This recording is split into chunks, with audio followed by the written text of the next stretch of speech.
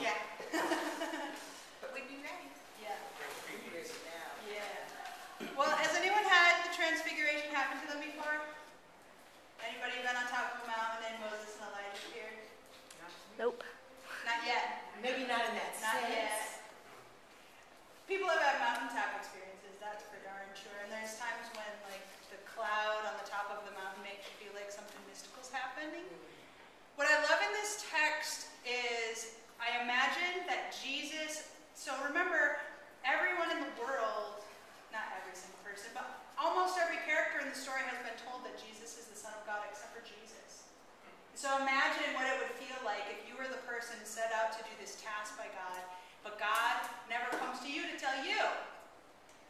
God comes to tell your mom, God tells your aunt, your cousin knows as a baby and flips in your aunt's womb. John the Baptist says this is the guy, a bird comes from heaven. Everyone gets to hear the voice of God until you. And this is the moment where finally all the stuff that you've kind of been out of sorts with the rest of the community for. People are chasing you because they want you to heal you all the time. They want you to heal them. And so you go up into the mountains to finally get a place away from other people, and finally the voice of God happens. And I think what Peter does is what is the kind of thing that I would want to do in that kind of moment. Peter says, let's build some tents.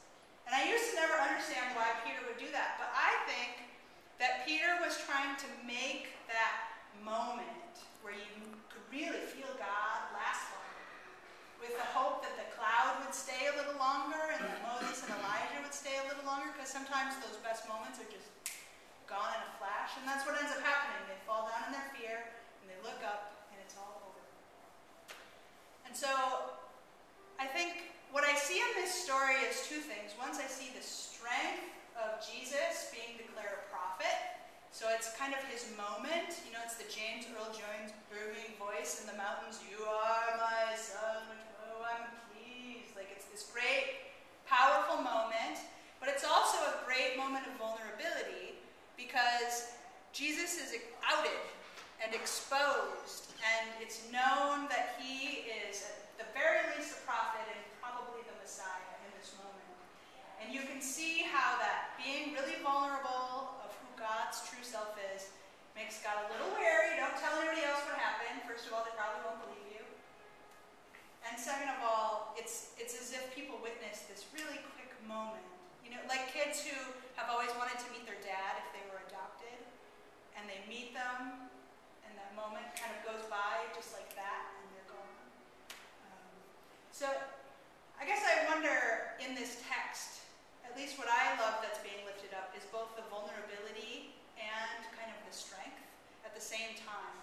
And I think living in a city like this where loneliness is really prevalent, even if we have a lot of joy in our professional lives, we might feel lonely in our personal lives.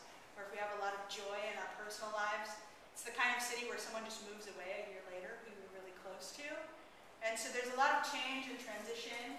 But to find ways to honor the ways in which we're really strong people, and there's vulnerability in all of us at the same time. And so what I'm lifting up to the room to talk about today is, what are the ways that maybe you feel comfortable in a room like this of talking about vulnerability?